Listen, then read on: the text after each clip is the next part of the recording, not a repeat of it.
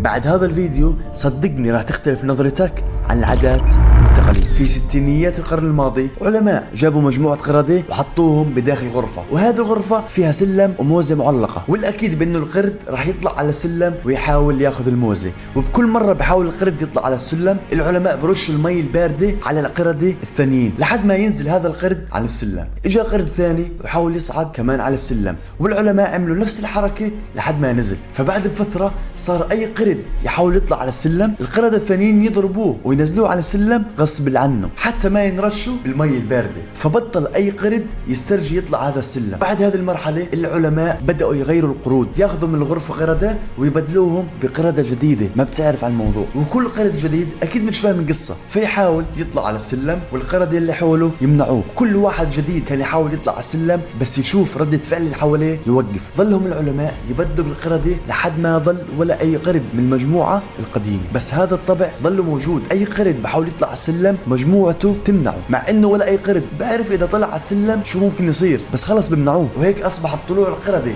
على السلم هي عبارة عن عادة وتقاليد.